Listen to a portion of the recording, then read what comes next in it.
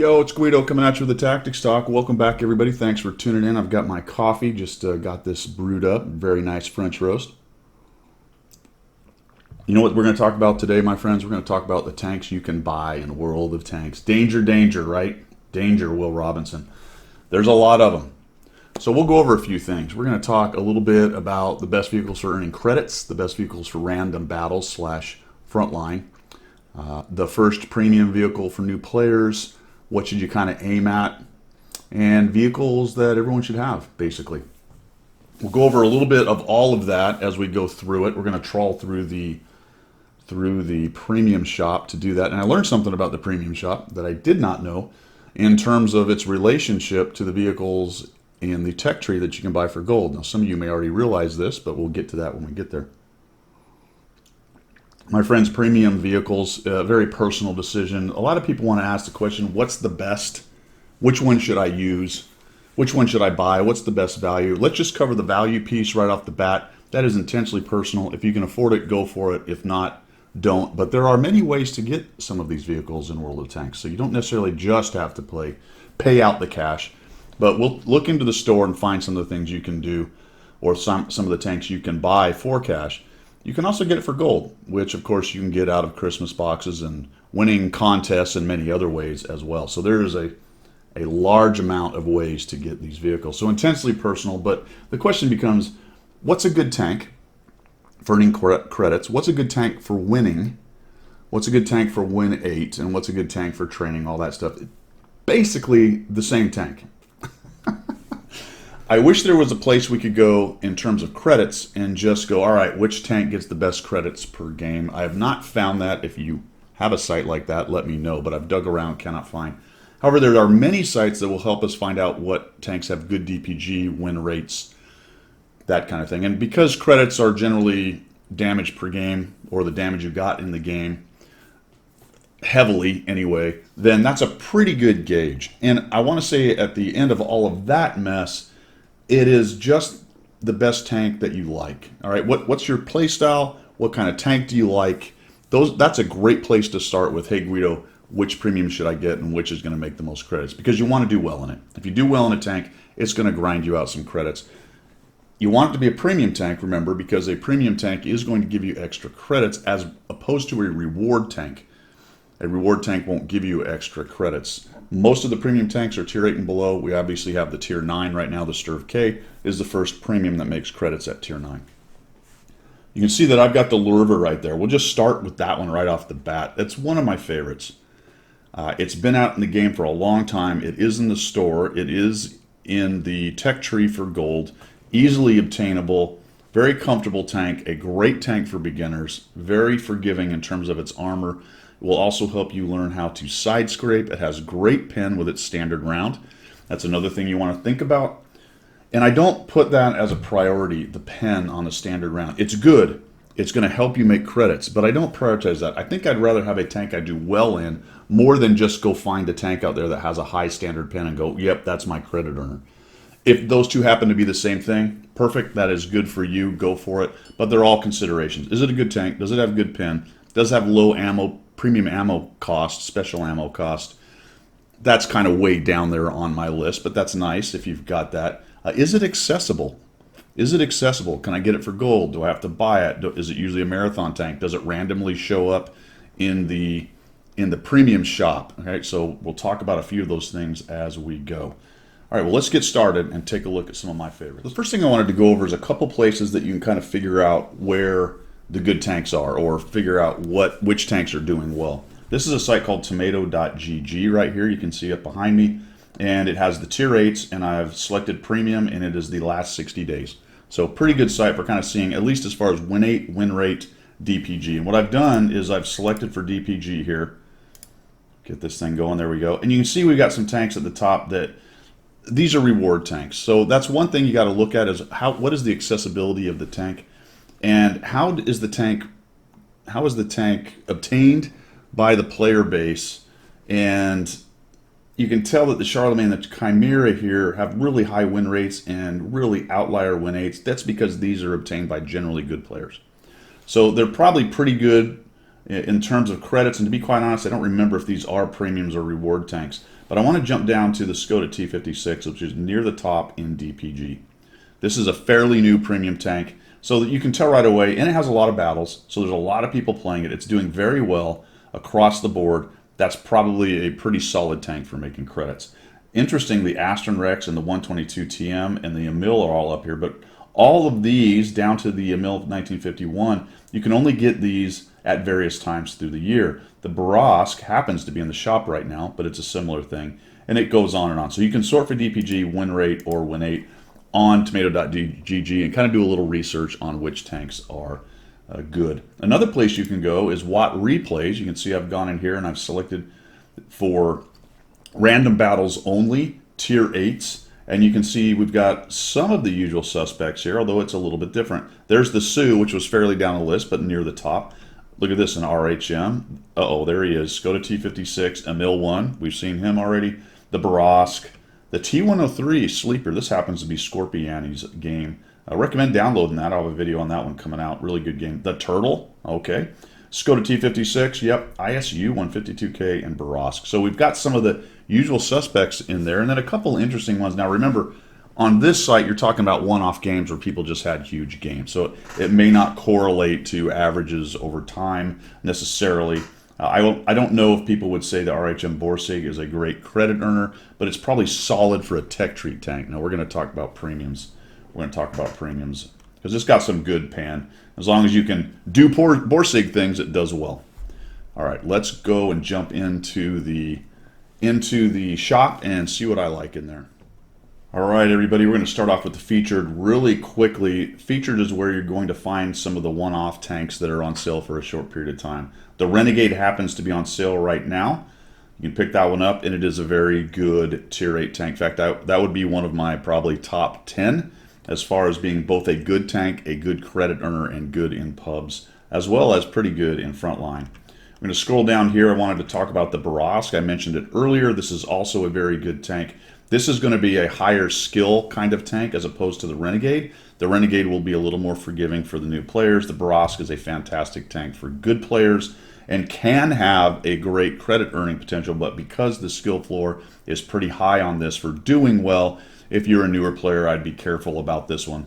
However, it is a very, very good tank on the Barask right there. Now, these guys we're going to get into because most of this are over in the vehicles. So if you slide over to the vehicles section over here, we get the same tanks we've already seen there, and we're going to scroll down the 122-44 Lance and Seed. Now, these tanks are exclusives. Let me mention that depending on whether you are a Prime Gaming person who's linked your account or you are a veteran, you may see different things in your store than I would or other people would.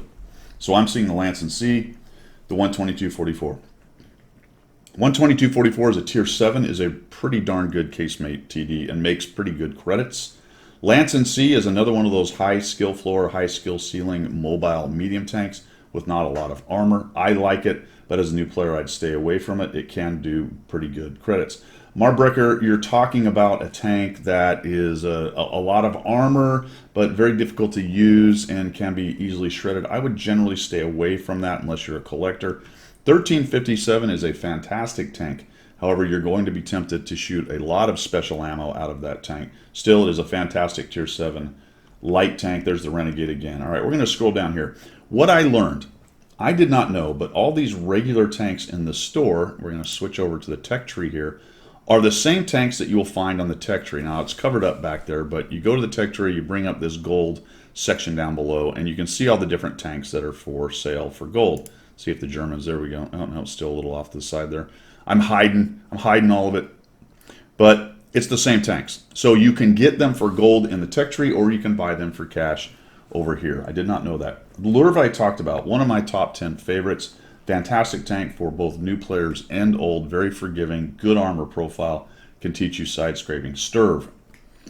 I like it, but it's tricky. It's the old press the X, and you've got to fight it like an Udez or the other Sturvs, the tier 9 and 10 Sturvs on the tech tree line. As far as a camo sniper, it's hard to beat, but it is not extremely flexible, so it is a high skill ceiling tank. The IS-6 I would stay away from in general for new players. It is a preferential matchmaking tank. That means that it only sees tier 9s unless you're platooned. That used to be a very powerful thing for good players, much less so now with power creep. Generally, I would stay away from it. The Canonin, the MX Cannon, and the Canonin 105, very similar. One French, one German. I think the Canonin 105 definitely has the edge. In terms of casemate TDs at tier 8, premium-wise, that's number one in my book. Fast, laser-accurate gun, incredible shell velocity, very good. The Canonin, the AMC Cannon's kind of a distant second. Carnarvon Action X is a British tier 8. I would stay away from it as in general. It's a pretty good tank with a decent turret, but a very low alpha gun. Very tricky to use as a heavy. The WZ 126, 1GFT is a Chinese tier 8. It's similar to these other two, but I just think these two are superior. There are going to be fans of the WZ 120 based on it's got a little bit better armor, and it's not a bad casemate. Chrysler K requires a considerable amount of special ammo. However, it can crank out some credits. It can, because its armor is so good frontally, it is able to stay in the game. Let me just break there for a second. The ability to hang around, have some armor, have some ability to soak up shots means that you're probably going to do a little extra damage, means that you're going to do some extra credits in the battle. So even though you might be shooting some premium at times, if you're good in the tank and it has the capability to stick around, that's a good thing. I'll just chuck that out for you. 54 first prototype is decent. As a general rule, the mediums are inferior to the heavies in terms of gaining credits, except for in a couple cases. This is not a bad tank, but it does require some premium spam. I'd stay away from the Rampanzer, recently buffed, but not amazing. It's okay. It's okay. More of a collector's tank. The 4202, same kind of thing as the Carnarvon, low alpha, okay-ish, all right? Reveloris is tricky to use, hits hard, or at least it used to. Used to be a how do I put it, unique 390 alpha gun at tier 8, but not so much anymore. And it really only has the gun and some good depression. That's about it. It's a French tier 8 medium. The Super Pershing, an oldie but a goodie. Still a solid tank, has had multiple buffs. Penetration issues have largely been taken care of. You still will be pressing 2 with it, but the armor is quite good, especially at medium to far ranges, so not bad at all. Sleeper, T103, quite like it. Probably not a tank for a new player, but in terms of TDs, it more or less plays like a heavy. I have a video coming out on a game where Scorpiani did really nicely in that thing. Hawk 30 is a German tier 8. I would stay away from it. Tricky to use, very lightly armored. Stay away from it as a new player. It's okay as a experienced player. It's just that it's quite large for a light tank. And sitting right next to the ELC is quite funny because this is a fantastic light tank. Fantastic light tank. Maybe not the massive credit earner, especially if you're a newer player. Be careful about that. But it is a good light tank, especially for experienced players. And if you want to learn the techniques of small light tanks that are sneaky assassins, this is a great way to go right here. T92LT is an American tier 8 light tank. It's okay. Not quite as small as the ELC. I think it's a distant second to the ELC. Now we get into the tier 7s. We're not going to go through too many of these things down here because we're just going to concentrate on 8s. Frankly, the 8s are going to make the most credits. Tier 7 wise, the AT-15A can make credits. It does shoot quite fast. The HT number 6 does okay. The Type 64 is a pretty decent tier 6 light tank. Tricky tanks here, the Su-100Y and the Dicker Max, difficult to use. In their element, unseen or far enough back, they don't take any damage. They hit hard and they can do some good damage. Inflexible though, very inflexible in terms of reacting to the flow of the battle. Then we don't get into the even lower tiers down there. So that was a down and dirty overall of the stuff you can find right now. Realize that the stuff in the shop and the stuff in the tech tree for gold are the same tanks. And then you've got the special tanks that will come and go. You can also get tanks, premium tanks, through various marathons, boxes at Christmas. There are many ways to get them, so keep an eye out for the one that you might want. We're going to go over my favorites, though, in no particular order. The Lerva, just as I mentioned earlier, an oldie but a goodie. One of the really nice things we'll chuck out about this is a 234 average pen with a standard round and a 294 when you dab 2. This guy will handle tier 10s. That's what's nice about the low. Pretty good armor, decent side scraping ability, pretty good turret, and just a really nicely accurate .31 the way I have mine set up, and a nice pen. Just a comfortable tank, but it is not a zip around the battlefield and dominate the entire map kind of tank. Next we have the Scorpion, which I played quite a bit, do pretty well on it, and this thing will crank out credits.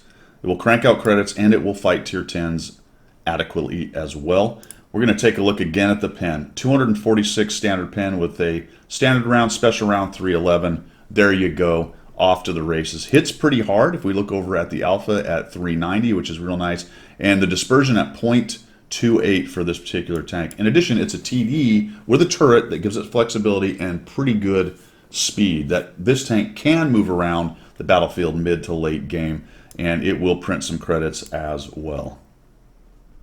You Renegade, you had it made. All right, the Renegade. I quite like this tank. I really do quite like this tank. It does a lot of the same things as the Scorp. It's just a little more versatile in terms of speed, and then the old Depression. The one thing it does not really have a bunch of is pen. It's okay at 226, but you dab 2, you only get to 255. That will hurt it a little bit against tier 10s. Let me just break here just for a second for everybody, because I can already hear everyone disagreeing or they've got their own favorites. Absolutely, man. Put them down there in the description. Let us know what it is that you like and why you like it. If you don't agree with me, let me know why you don't agree with me. That's always good. If you're going to chuck the old down arrow, give me the up arrow if you like it. Is it a thumb? I think it's a thumb. The point of all that is that it's intensely personal, and if you are good at a certain tank, then by all means, that's the one you want to crank out the credits in. But I do pretty well in the Renegade. I like it quite a bit. You can see that it's at .35, so the gun's a little derpier. Of course, I don't have a lot of try-hard going on. I could improve that just a little bit. You do have to be careful, because you may start losing credits if you're doing a whole bunch of using credits for buying directives and such as that. So I like the Renegade quite a bit, just a little bit limited maybe against tier 10s.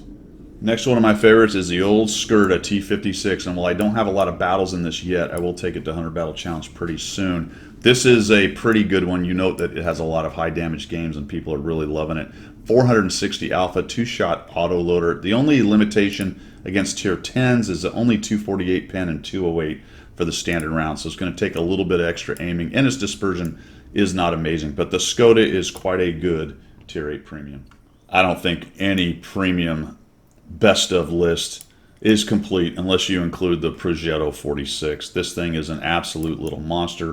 The Italian tier 8, not always available in the shop. As far as pen goes, it's really pretty good for a medium, 212 and up to 259. Plus it's got the 3-shot auto reloader, a ton of mobility, great accuracy, .3, just an absolute little monster. I do like this one quite a bit. With the lower pen tanks, you have to be careful. You will limit some of your credit making by dabbing 2.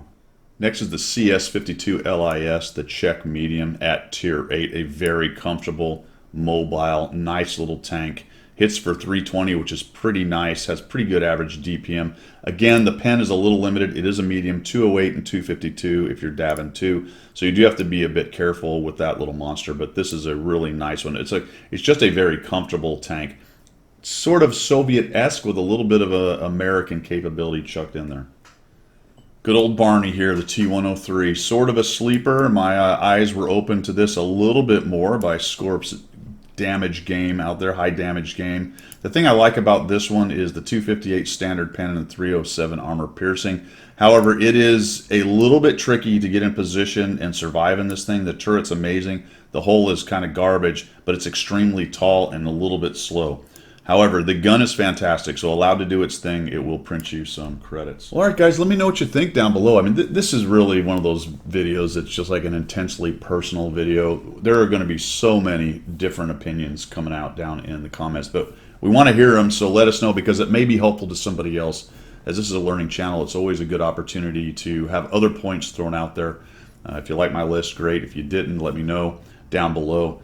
You know, a lot of times it's simply the best of the tanks that I have, right? So if you're a newer player or you haven't spent a lot of money or you only have a limited amount of premiums, you're going to go with the tank that works for you. That really, at the end of the day, turn on your personal reserves.